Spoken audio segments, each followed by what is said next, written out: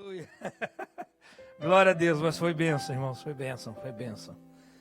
A segunda carta de Paulo aos Coríntios, capítulo de número 7. Eu quero meditar com vocês nesta noite a respeito das realidades da vida cristã e a necessidade profunda que temos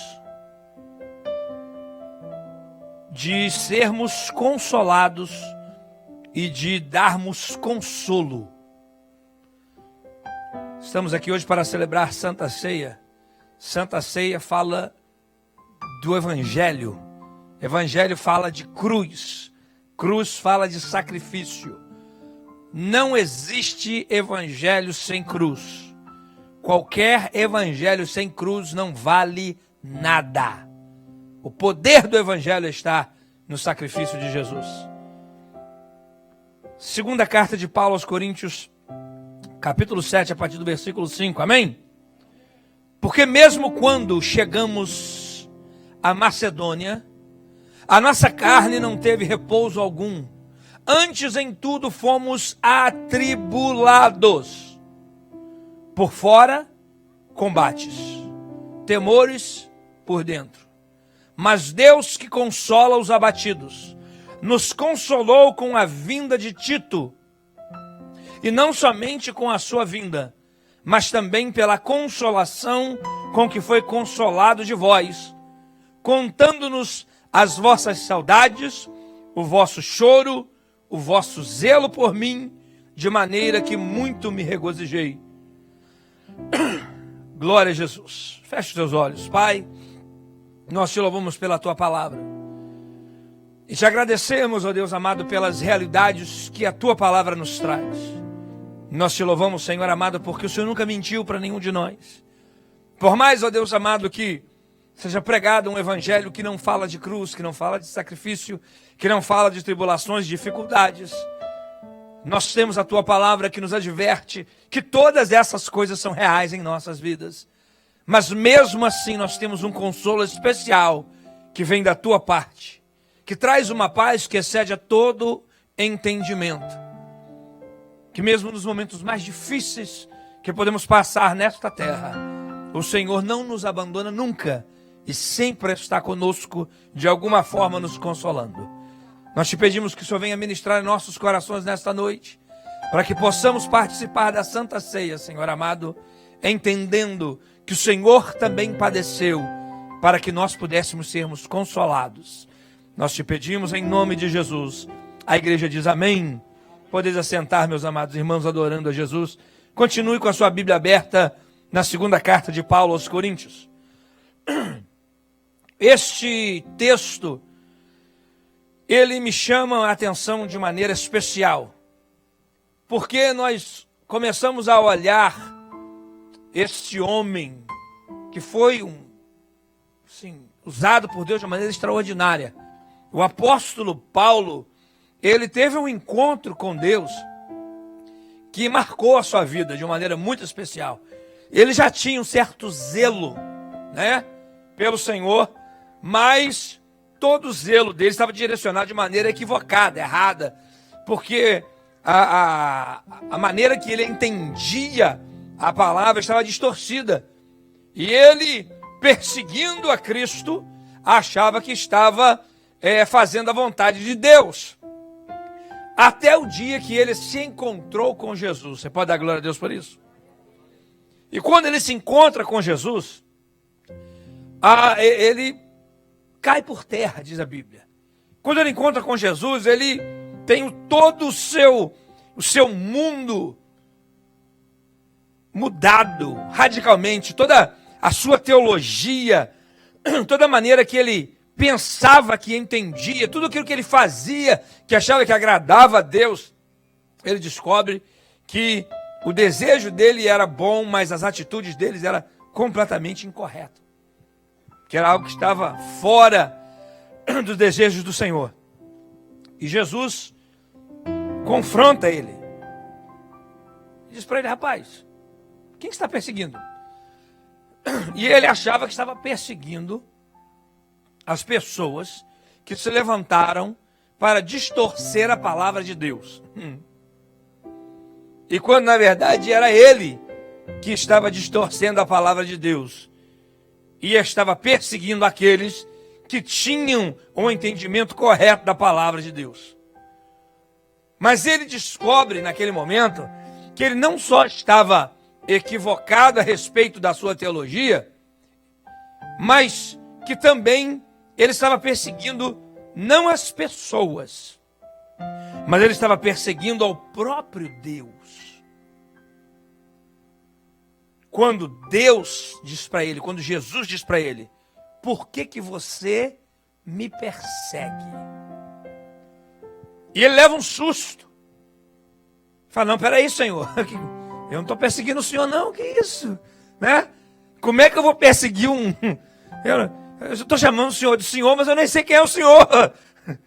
Só sei que eu caí por terra, eu não consigo ficar em pé, eu estou cego, e eu estou escutando alguém falar, mas não consigo ver, E como é que eu posso perseguir alguém tão poderoso, tão majestoso, tão glorioso como o Senhor? Não! O Senhor falou assim: não, você está me perseguindo sim. Porque você está perseguindo a minha noiva, você está perseguindo os meus amados, você está perseguindo os pequeninos que eu amo, e eu os defendo e os protejo. Diga glória a Deus.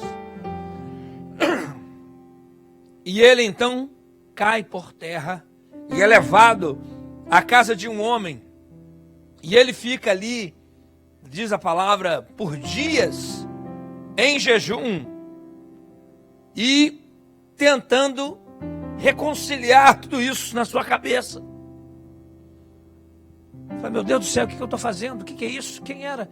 E no mesmo momento, Deus fala com um dos seus servos, diz assim: olha, vai lá na casa de Ananias e vai lá e ora pelo meu servo Saulo. E Ananias falou assim: peraí, Senhor, aguenta a mão. Eu acho que eu entendi errado. O Senhor está falando para mim ir de encontro com um cara que está querendo me matar? Não, meu filho, você não está entendendo nada. É para você ir lá orar pelo meu servo.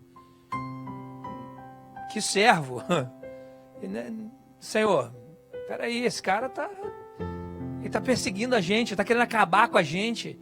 Ele está botando gente presa. Esse cara é terrível. E isso aqui é que eu vou falar com ele para quê? Para mim ser destruído por ele também?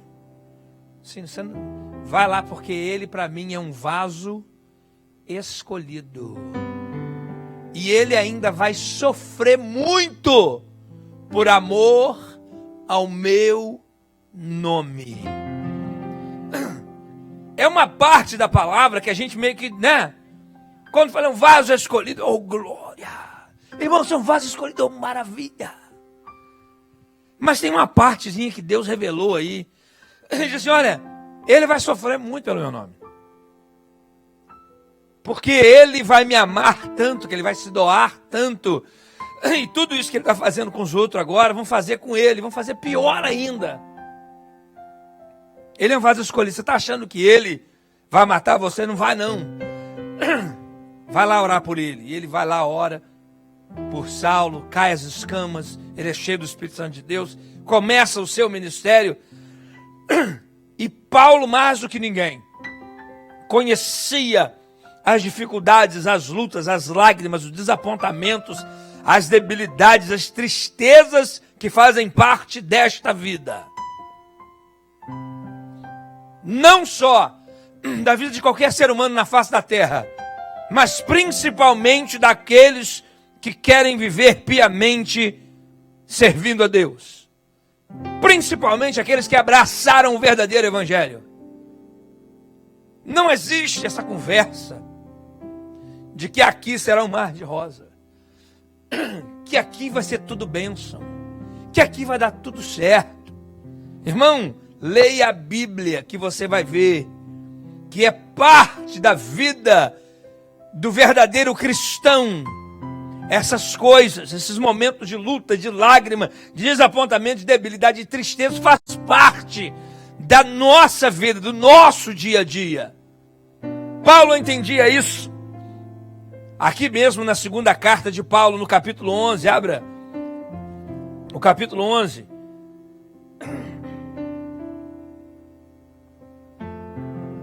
Paulo conversando com esta igreja ainda, ele vira para eles e começa a dar para ele um resumê. E Paulo tinha um monte de resumê, irmão. Certo? Você vai lendo a Bíblia, você vai vendo, Paulo tem diversos, resumês, diversos currículos, obrigado. Diversos currículos. Ele tinha currículo para todo tipo de gente que quisesse. E aí ele escrevendo aqui para essa igreja em Coríntios, ele explica para eles também esta questão de sofrimento por amor ao Evangelho. Na sua segunda carta, aqui no capítulo 11, a partir do versículo 23, ele começa a dizer assim: olha, são ministros de Cristo, falo como fora de mim, eu ainda mais, em trabalhos, muito mais, em açoites, mais do que eles, em prisões, muito mais, em perigos de morte, muitas vezes. Recebi dos judeus 5 quarentenas de açoites menos um. 3 vezes fui açoitado com varas. 1 vez fui apedrejado. 3 vezes sofri naufrágio. 1 noite e 1 dia passei no abismo. Em viagens, muitas vezes. Em perigos de rios e em perigos de salteadores. Em perigos da minha nação e em perigos dos gentios. Em perigos na cidade, em perigos no deserto, em perigos no mar, em perigos entre falsos irmãos, em trabalhos e fadiga, em vigílias, muitas vezes, em fome e sede, em jejum, muitas vezes, em frio e nudez, além das coisas exteriores. Me oprime cada dia o cuidado de todas as igrejas. Quem enfraquece, que eu também não enfraqueça. Quem se escandaliza, que eu não me abrase. Se convém gloriar-me, gloriar-me-ei no que diz respeito à minha fraqueza. O Deus e Pai de nosso Senhor Jesus Cristo, que é eternamente bendito, sabe que não minto. Em Damasco, o que governa sobre rei Aretas, pois guardas as portas da cidade dos Damascenos para me prenderem. E fui descido num cesto por uma janela da muralha e assim escapei das suas mãos. Ninguém entendia mais o que era sofrimento por amor a Deus e servir a Ele, padecendo tribulações, do que o apóstolo Paulo. Quando você para analisar tudo isso que ele está falando, irmão, não sobra nada. Ele já passou perigo em tudo quanto é lugar. Ele já passou desapontamento em tudo quanto é lugar. Já passou desgosto em tudo quanto é lugar. Prova de todo quanto é tipo. De gentios, de judeus, de falsos irmãos, de inimigos. Perigo na cidade, perigo no barco, perigo no avião, se tivesse avião naquela época. Em tudo quanto é lugar. Mas nada disso parou Paulo. Mas nisso tudo ele mostra a sua humanidade também. Porque às vezes quando olhamos para o apóstolo Paulo, achamos que ele era um super-homem. Achamos que Paulo era dotado de uma capacidade a qual ninguém mais pode ser dotado. E ele mostra isso quando ele diz assim: olha, se vocês se escandalizam, eu também escandalizo, meu irmão. Se vocês, certo, passam dificuldade, eu também passo. Está dizendo para eles: olha, você olha para mim e vê eu continuando a fazer a obra de Deus. Você olha para mim e vê eu continuando sorrindo. Você olha para mim e vê eu continuando dando glória a Deus e aleluia. Não é porque eu sou melhor do que você, não. Porque por dentro eu também tenho os meus receios. Porque por dentro eu também tenho os meus medos, os meus questionamentos. mas eu continuo caminhando, diga aleluia. Ainda na sua segunda carta, agora aqui no primeiro capítulo, volte lá no primeiro capítulo da segunda carta de Paulo aos Coríntios.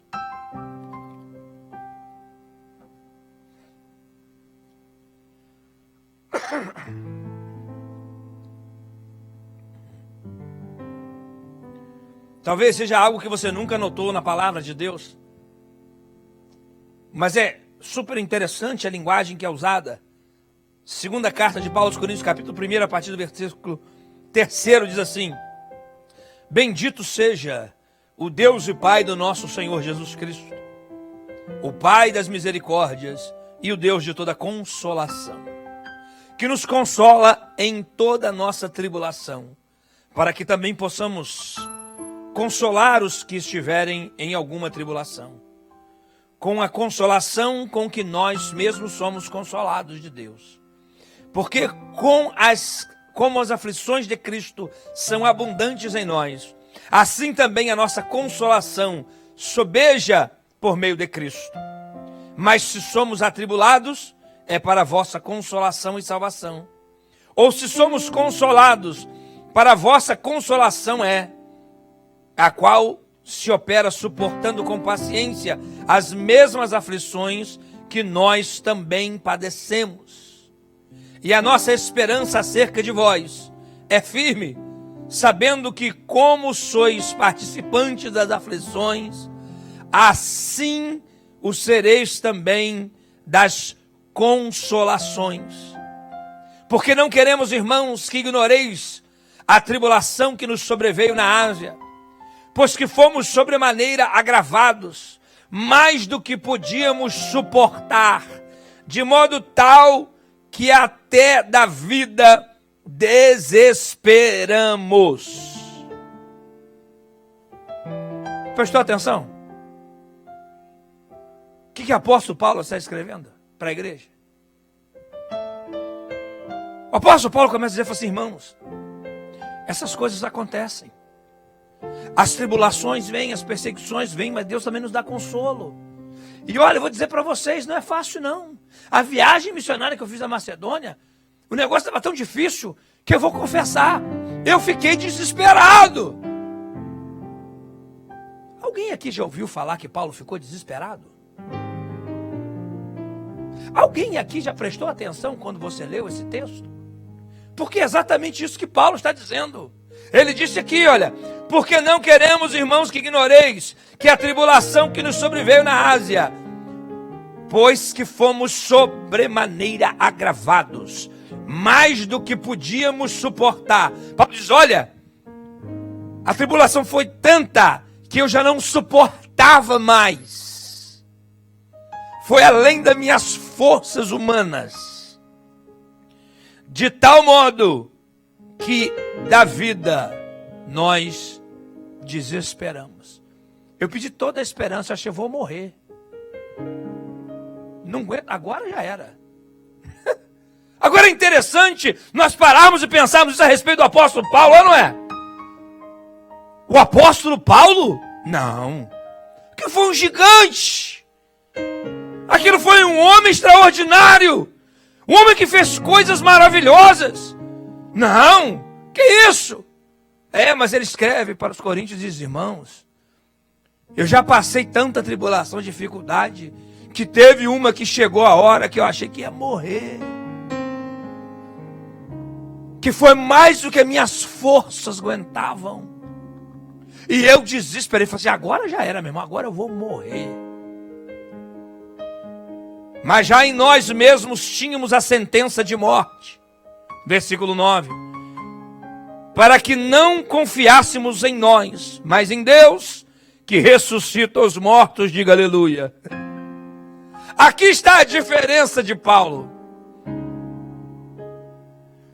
Porque ele diz, eu na minha carne já tinha passado a sentença de morte para mim mesmo. Eu já tinha desesperado, eu já estava desapontado e falei, agora já era, eu vou morrer. Mas alguma coisa dentro de mim, aleluia. Dá um glória a Deus, irmão. moveu e disse: Paulo, a glória é de Deus, meu filho. E se você morrer, você serve um Deus que ressuscita o morto. Aleluia. A diferença é que Paulo, por mais que ele desespera, por mais que ele acha que vai morrer, mas ele continua confiando. Fala assim: olha, Senhor, não aguento mais. E olha, eu acho que vou morrer mesmo. Mas não tem problema não, porque eu sei que o Senhor vai ressuscitar. Aleluia! Eu tenho certeza que o Senhor vai continuar me consolando, me fortalecendo, me ajudando. Por mais que eu não aguente, por mais que seja difícil, mas eu vou confiar em Ti. Diga glória a Deus.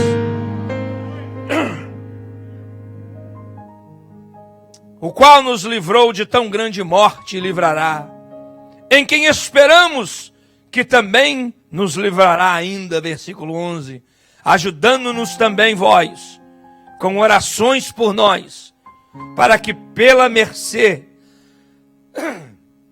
que por muitas pessoas nos foi feita, por muitas também sejam dadas graças a nosso respeito.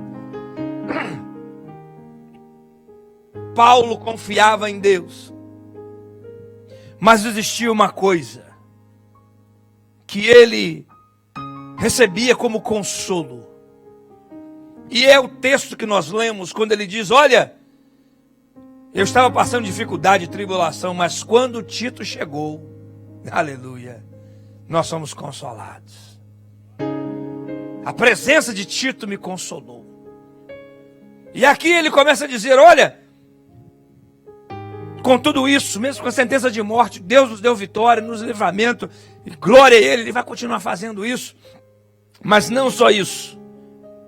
O que também nos ajuda é saber que tem gente orando por mim, diga aleluia. É saber que, mesmo nesses momentos de dificuldade, tem um povo que está orando, que está intercedendo pela minha vida. Glória a Deus. E por isso que ele diz: olha, mesmo nas tribulações, dificuldades que passamos, somos consolados. E com a consolação que recebemos, nós podemos consolar os outros que estão passando pelas mesmas coisas. Nós podemos colocar a mão no ombro de quem está enfermo e dizer: querido, fica tranquilo que eu também já estive enfermo. E o mesmo Deus que me curou, vai curar você também. O mesmo Deus que me libertou, vai libertar você também. Mas existe um problema grande, principalmente no meio evangélico, que a gente esquece dessa questão, que é a questão que Paulo fala quando vê Tito, a questão que Paulo quando fala do que dá força a ele, é saber que tem gente orando por ele. É uma coisinha que às vezes faz parar a obra de Deus. E lá no primeiro capítulo de Reis, nós não vamos ler para ganhar tempo, mas o capítulo 19 de Reis, nós temos a história de um homem chamado Elias. Elias era um homem extraordinário, assim como Paulo. Elias, ele tinha uma afinidade com Deus, irmãos, extraordinária. Elias tinha uma comunhão com Deus maravilhosa, assim como Paulo. Mas aquilo que consolava Paulo, que ajudava Paulo, que impulsionava Paulo, além de Deus, dá uma cutucada no teu irmão e fala assim: eu preciso de você, querido. Além do Espírito Santo, além de Deus, ele contava com amigos, ele contava com a oração da igreja, e isso impulsionava Paulo a continuar. Mas Elias, este outro gigante espiritual, assim como eu e você, porque o escritor dos Hebreus diz: olha, ele era homem que sofria as mesmas tentações que nós, contudo orou e Deus ouviu, dizendo: olha, ele não era diferente de mim e de você. E prova disso é o capítulo 19 de 1 Reis. E se você parar e olhar com cuidado, é interessante, porque você vê esse homem no topo do monte. Você vê esse gigante espiritual no topo do monte, desafiando tudo quanto é demônio que existe. Um homem inabalável na sua fé, crendo em Deus para grandes obras de milagres e maravilhas, no topo do monte, sozinho, dizendo: não, Deus é fiel, eu sirvo o verdadeiro Deus. E Ele vai mostrar para vocês hoje que Ele é Deus. E Ele faz aquele sacrifício, e Deus responde com fogo. E Ele é usado de uma maneira extraordinária para trazer um grande livramento e santificação ao povo. Um renovo espiritual. Só Jeová é Deus, só o Senhor é Deus. Mas de repente esse homem, ele sai do monte e vai para o deserto. A Bíblia diz que ele pegou o caminho do deserto e foi para o deserto. Ele deita debaixo de uma árvore. E agora ele está exausto. Porque ele é homem como eu e você. Ser humano de carne e osso como eu e você.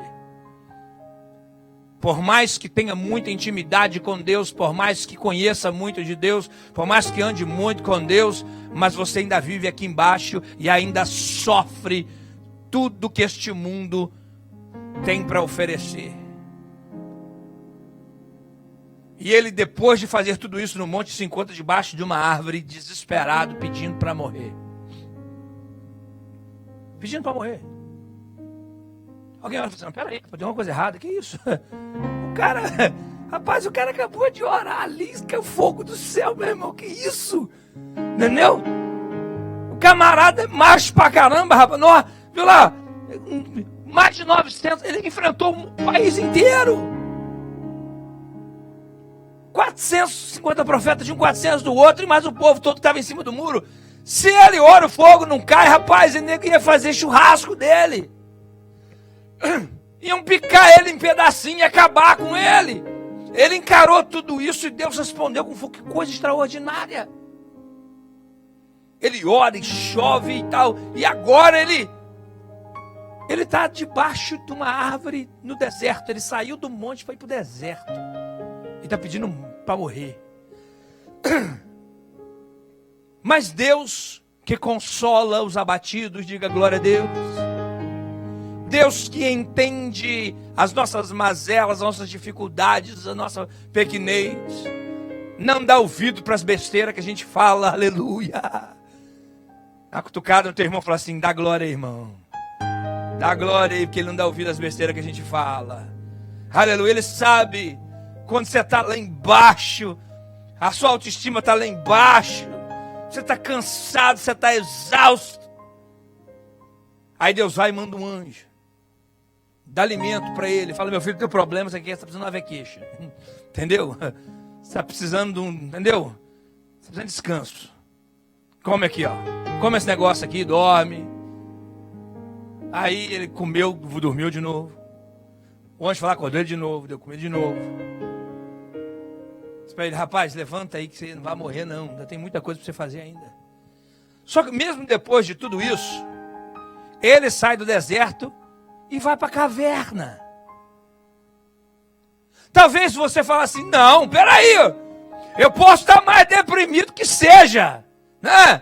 Eu posso estar assim, sabe, querendo me matar, eu posso estar assim desesperado. Não, mas se Deus mandar um anjo, né, com um churrasquinho de picanha para me dar, não, rapaz, aí não, aí eu, não é? Aí eu, que isso, rapaz, poxa, eu levanto e falo: não, pera aí, meu irmão, ó, eu mandei um anjo lá em casa, rapaz, ele trouxe a comida especial para mim, glória. Só que mesmo depois de tudo isso, ele não voltou cheio de gás, não. Ele foi para dentro de uma caverna. E ele está lá dentro da caverna, ainda abatido, deprimido, chateado, atribulado, chorando. E Deus vem e conversa com ele e fala: Elias, onde você está, meu filho?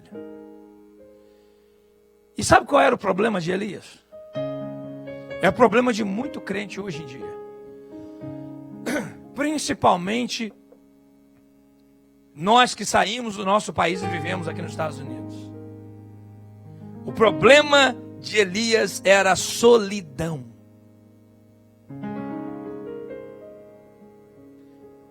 Porque você não pode viver só com comunhão com Deus. Deus não criou o ser humano só para ter comunhão com Ele, não. Por isso que Ele olhou lá no jardim do Éden e falou assim: não é bom que o homem fique só. Ele precisa interagir, ele precisa de gente. Precisa de gente. E você vê que o problema dele era esse, quando ele responde para Deus. Ele fala: Deus, sabe qual é o problema? O problema é que eu estou sozinho. O problema é que não sobrou ninguém, só sobrou eu. Eu estou cansado. Porque o Senhor me dá vitória, mas eu não tenho ninguém para celebrar essas vitórias junto comigo. E vitória só é vitória se você tiver alguém para celebrar, irmão.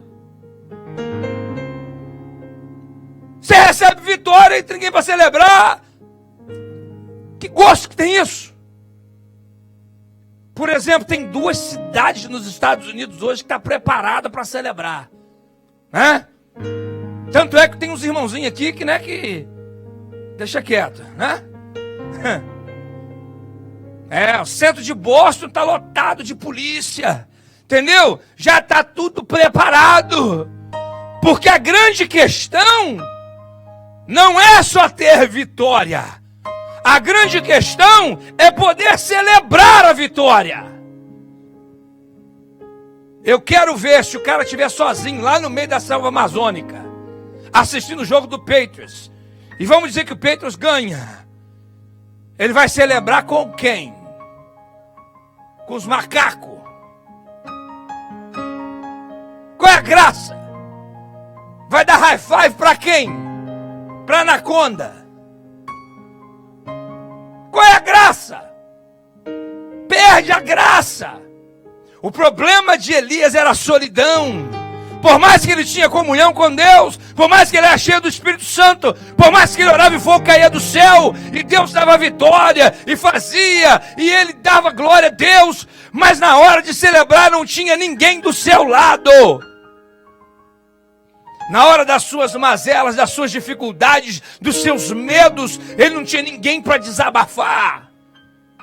Porque você tem que orar sim, irmão. Você tem que buscar a Deus sim. Mas você precisa de gente para conversar também. Às vezes, um ombro amigo é melhor do que uma oração. Não estou falando que oração não tem o seu lugar, é importantíssima. Mas tem momento que você precisa de carne e osso. Alguém para você desabafar, alguém que pode, sabe, botar a mão no seu ombro, alguém que possa orar por você. O problema dele era esse, que não tinha ninguém. E ele reclama com Deus, ele fala: o Senhor me mata logo. Qual é a graça? Eu estou sozinho, não tem ninguém. E aí Deus resolve o problema dele e diz: não, meu filho, eu não vou te matar, o negócio não acabou não. E eu vou te dar o que você precisa. E Deus dá algumas ordens para ele. E uma das ordens que Deus dá para ele é para ele preparar e ungir um camarada chamado Eliseu. Queria tomar o lugar dele. E a partir daquele momento, Deus deu para Elias um companheiro, diga glória a Deus, que mudou o ministério dele, que o ajudou a ele caminhar até o momento que Deus tomou ele da face da terra e ele não morreu. Deus não ouviu a oração dele, aleluia. Ele não morreu, ele foi arrebatado vivo. E ele só chegou até esse momento porque Deus deu para ele Eliseu. E parece que ele estava tão acostumado a ficar sozinho, que na hora que Deus chama ele, ele fica querendo empurrar Eliseu. Ô Eliseu, Deus me chamou ali, entendeu? Fica aí. Aí você está ficando maluco? Eu vou ficar aqui nada, cara. Você não entendeu o mistério ainda? Você não entendeu que você estava lá na caverna morrendo? Estava lá na caverna atribulado? E Deus mandou você ir lá me pegar? E para mim andar do teu lado? E a gente vai andar junto até a hora que Deus quiser te levar. Enquanto Deus não te levar, nós estamos juntos, meu irmão. Estou agarrado contigo. Eu não te solto. Aleluia, aleluia. Há algo especial em ter alguém do seu lado. Olha o texto que nós lemos, capítulo 7, 2 Coríntios, a partir do versículo 5. Porque mesmo quando chegamos à Macedônia, a nossa carne não teve repouso. Paulo trabalhava incessantemente. Antes, em tudo, fomos atribulados. Além dele trabalhar, tinha nego atribulando a vida dele, irmão. E assim é a obra de Deus. Eu ainda não vi ninguém fazendo a obra de Deus sem estar atribulado. Estava conversando com o pastor Wilson, falando na obra no Japão, e falando, né, o que o irmão dele está passando aqui em Hartford. Ele falou: meu irmão, mas é assim mesmo, o ministério é desse jeito. Você trabalha incessantemente e está sendo atribulado. Não tem como não, meu irmão. Entendeu? Uns bate palma, outros, entendeu? Faz careta e você vai embora. Antes em tudo fomos atribulados. Ele fala assim: olha, por fora, combate. Sabe o que é? Cara a cara, combatendo. Entendeu? Ou é com um irmão dentro da igreja, ou é com, entendeu? Com um cara lá fora, é com um demônio. Mas a questão não é só por fora. E ele diz assim: mas por dentro, temores. Porque enquanto ele está lá batalhando, por dentro ele está: oh, meu Deus do céu. Eu vou orar aqui, mas, Senhor, misericórdia, escuta aí, Jesus, a oração, Senhor. Não, o Senhor quer que eu vou lá? Eu vou lá, Senhor, mas olha, o Senhor vai na frente, abençoa isso, é porque, Ele fala: rapaz, não é fácil, não. Você tem que manter, uma postura. Você não pode, na liderança, você não pode mostrar moleza, você tem que, mas só Deus sabe como é que está lá dentro do coração. Não, irmão, vamos lá que vai dar certo. E Jesus, você não vai dar certo, mas você lá dentro, Jesus sabe que vai dar certo mesmo. E ele: rapaz, mas Deus que consola os abatidos. Nessa luta toda, nesses problemas todos. Mas Deus está de olho, diga aleluia. Deus não nos deixa sozinhos. E consola os abatidos. Lá no Antigo Testamento, para o profeta, ele mandou um anjo. Até a hora que foi a hora dele pegar um Eliseu para andar junto com Elias. Mas aqui, Paulo já tinha um chamado Tito. Mas Deus que consola os abatidos nos consolou com a vinda de Tito. Irmão, há algo extraordinário quando você tem uma amizade. Tem um versículo bíblico que diz assim: olha, um vai vencer a 1000 e 2, 10.000. Você vai ser a matemática está errada, né? Se um é 1000, 2 tem que ser 2.000. Só que existe algo especial quando a gente se une. Algo especial, sabe? Algo que desperta, algo que move, sabe? Cria uma força diferente. Estava lendo um livro, ele está falando a respeito do Navy Seals. O Navy Seals, os caras têm um treinamento mais difícil que existe. Treinamento militar mais brabo que tem. É um desses cursos, sabe o que é? Que sim, vem só o top do top, né? E o top do top chega lá 300, no final só termina com 20, né? Eles têm uns negócios interessantes. Ele falou assim: olha, em inglês, né? Ele falou assim: ó, we don't rise to the occasion, we sink to the level of our training. Think about it, né? A pessoa fala assim: não, we're gonna rise to the occasion. Eles falam assim: you don't rise to the occasion, you sink to the level of your training. Não, agora nós vamos, né? Vamos lá, vamos botar para quebrar, vamos fazer e tal. Fazer mentira, isso não acontece. Na verdade, quando o bicho pega, você vai cair no nível da sua preparação. Quanto mais você se preparou, quanto mais você tá, sabe? É aí você vai embora. Extremamente difícil. E uma das coisas que eles aprendem é o seguinte: é o buddy, é o cara que está do lado. Eles descobriram que quando tem dois juntos, os caras conseguem fazer mais do que se o cara estiver sozinho. E Jesus já sabia disso, porque Jesus nunca mandou ninguém sozinho.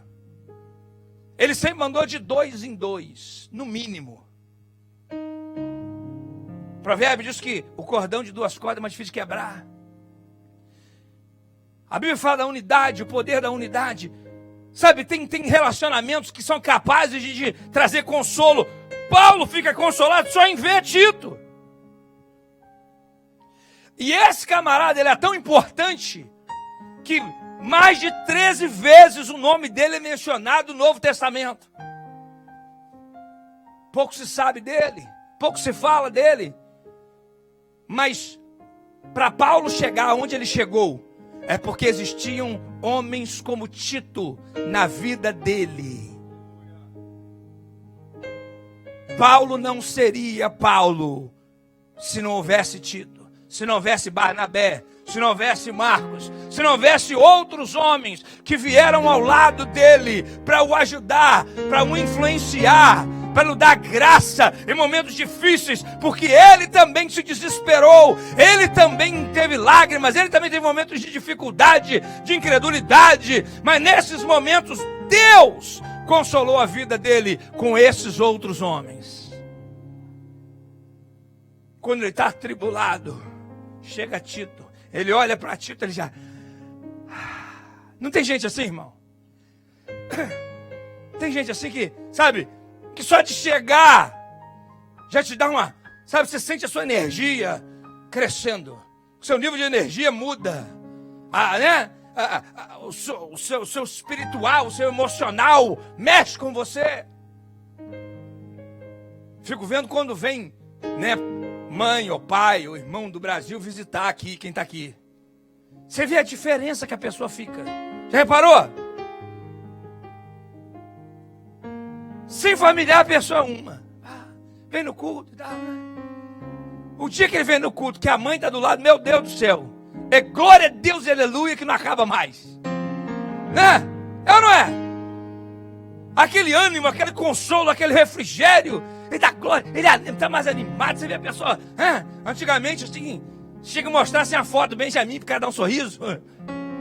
Sabe a foto do Benjamin? Benjamin Franklin, uma tinha de 100, né? Tinha que mostrar para o cara dar um sorriso, né? Mas aí o pai, tá, o irmão, ou o tio, ou o sobrinho, sei lá, filho do Brasil, rapaz, sorrindo. Aí, pastor, viu que tá aí, ó? Meu tio tá aí, ó. Minha mãe tá aí, ó. Meu pai tá aí. Porque nós precisamos um dos outros, irmãos. Não cai nessa asneira de eu posso servir a Deus em casa, não pode conversa nenhuma. Você morre. Você pode ser um Elias da vida, mas você morre. Porque até ele precisou do Eliseu. Até Paulo precisou de um Tito. Até Jesus precisou daquele camarada lá, ó, que ajudou ele a carregar a cruz. Quem é eu e você para dizer que a gente não precisa de ninguém? Nós precisamos, e esse Tito, ele era um cara especial para Paulo. Paulo escreve uma carta para ele. Tem na sua Bíblia, a carta de Tito. São 3 capítulos apenas. No primeiro capítulo, no versículo 4, ele fala assim: Tito, meu verdadeiro filho na fé. A gente descobre que Tito foi um dos camaradas que Paulo ganhou para Cristo. Agora olha que dinâmica extraordinária. O camarada que se converteu através do ministério dele vira o cara que traz consolo a ele. Tito se converte por causa do ministério de Paulo, e Paulo escreve para ele, diz: olha, você é o meu verdadeiro filho na fé. Ou seja, eu gerei você no evangelho. Coríntios capítulo 2, versículo 13, ele chama já Tito de meu irmão. Tito, meu irmão. Ele não é simplesmente meu filho na fé mais, mas agora ele já cresceu na graça, no conhecimento, desenvolvendo o ministério, e agora ele é meu irmão. Ainda 2 Coríntios capítulo 8, versículo 23. Agora Paulo diz assim: Tito, meu companheiro e cooperador. Que lindo. Você vê Tito crescendo na sua caminhada com Deus, mas também crescendo no seu relacionamento com o apóstolo Paulo. Quantas pessoas que Paulo não ganhou para Cristo? Quantas pessoas que não viajaram com Paulo? Quantas pessoas que não tiveram ao lado dele em momentos de dificuldade? Mas Tito foi um camarada que teve esta amizade especial, que passou de ser filho para amigo para companheiro e cooperador no ministério. Paulo tinha uma confiança nele extraordinária. Quando foi para fazer uma oferta financeira para levar para os pobres de Jerusalém, Paulo envia a Tito e diz: olha, enviei a Tito, porque o camarada, olha, é de confiança minha. Trata ele como se estivesse me tratando. Esse cara é bênção. Eu confio nele. E ele não está indo porque eu pedi, não. Ele está indo porque ele mesmo, voluntariamente, decidiu fazer a obra de meu cooperador. Que coisa linda. E depois, na segunda carta de Paulo, ainda dos Coríntios, capítulo 12, versículo 18, ele chega a dizer algo extraordinário. Ele diz: Tito, ele tem o mesmo espírito e ele anda nos mesmos passos que eu. Aleluia. A gente começa a entender por que Paulo fica consolado na hora que ele vê Tito.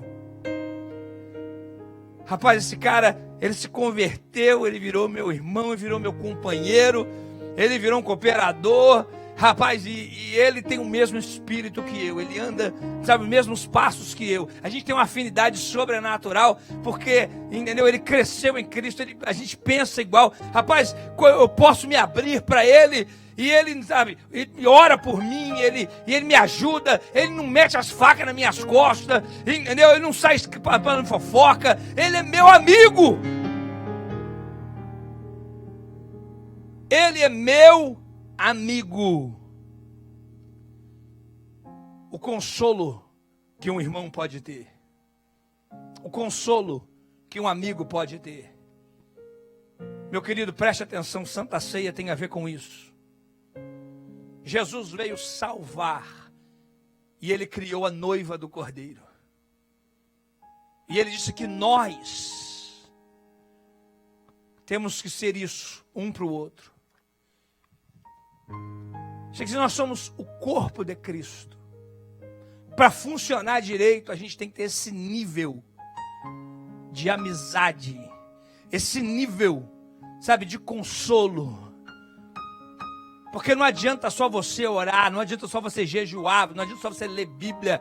Você tem que se relacionar com os outros, meu irmão. E você precisa de alguém do teu lado para conversar, para te ajudar, para orar contigo. E Paulo diz: olha, Tito é esse cara. É o cara que Deus usa para consolar o meu coração. E ele diz: olha, não só ele. Novamente. Fazer não só ele. Mas, não somente com a sua vinda, mas também pela consolação com que foi consolado de vós, contando-nos as vossas saudades, o vosso choro, o vosso zelo por mim, de maneira que muito me regozijei. Fica de pé em nome de Jesus.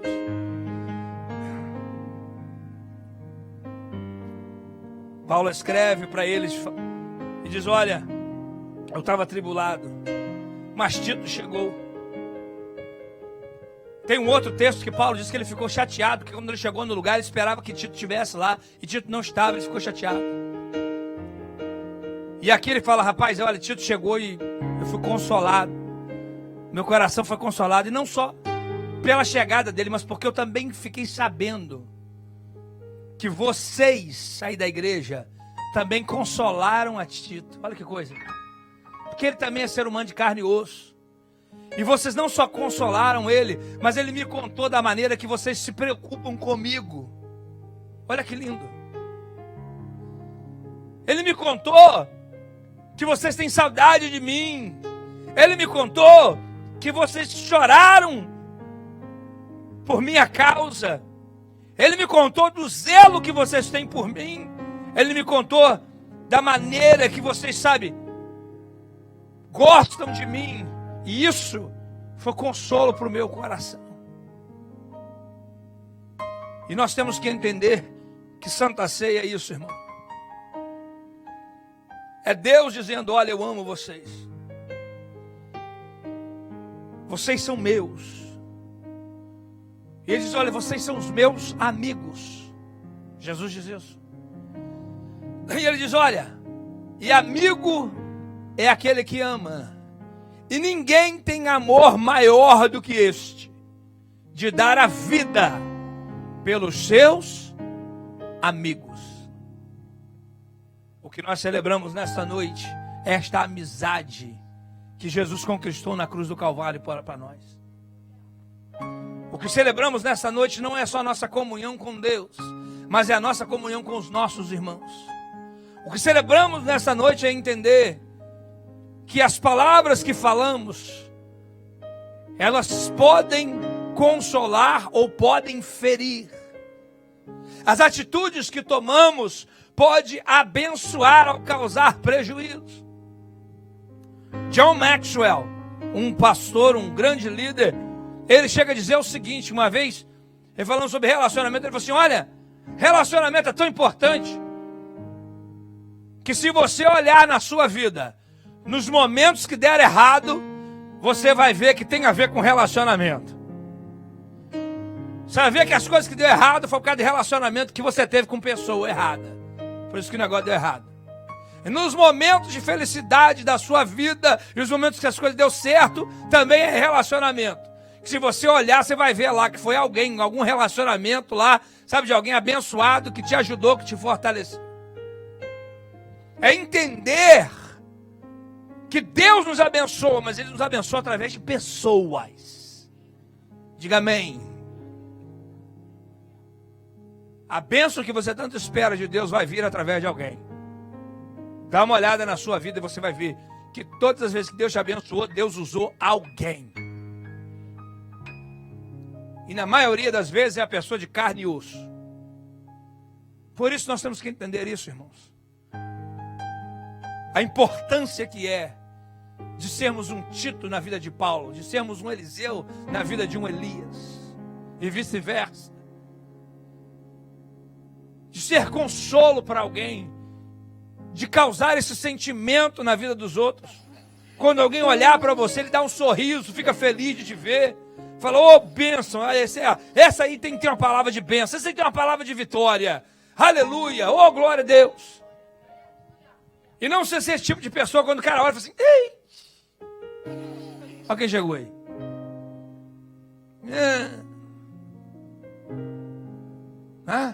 Tem gente que é assim, irmão, não é? Tem gente que vai visitar o cara no hospital, em vez de consolar, acaba matando. Ué. Sério, ué.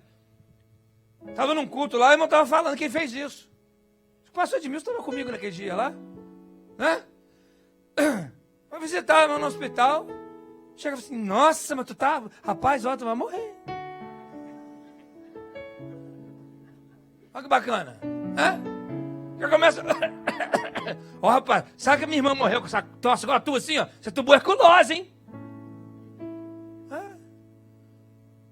Parece brincadeira, mas é verdade, irmão. Tem gente que só abre a boca para falar asneira. Tem gente que perde a oportunidade de ficar calado. Se não tem nada para falar de bênção, irmão, cala a boca. Porque o que mais precisamos são pessoas que vão deixar o Espírito Santo usar. O Espírito Santo, ele é o consolador. Mas deixa eu falar uma coisa para você. O Consolador usa pessoas para consolar os outros. Que haja sempre uma palavra temperada na sua boca, para abençoar, que você seja aquela pessoa, sabe, que inspira confiança, que inspira respeito, sabe, que traz a presença de Deus junto com você, principalmente nesse país de imigrantes, onde os medos são inúmeros. É igual o apóstolo Paulo, irmão, do lado de fora, do lado de dentro, é no trabalho, é dentro da igreja. E as pessoas precisam de consolo, porque senão acaba ficando igual Elias. E um dia você está no monte, no outro dia você está no deserto, daqui a pouco você está na caverna. Porque você precisa de pessoas ao seu lado. E nesta noite, ao celebrarmos Santa Ceia, celebramos comunhão com Deus, mas celebramos comunhão com o corpo. Uns com os outros. Uns com os outros. Entendendo que Deus quer usar a nossa vida para abençoar o outro, a consolar o outro, a fortalecer o outro, a ajudar o outro. Porque hoje você está consolando o irmão, mas amanhã pode ser ele consolando você.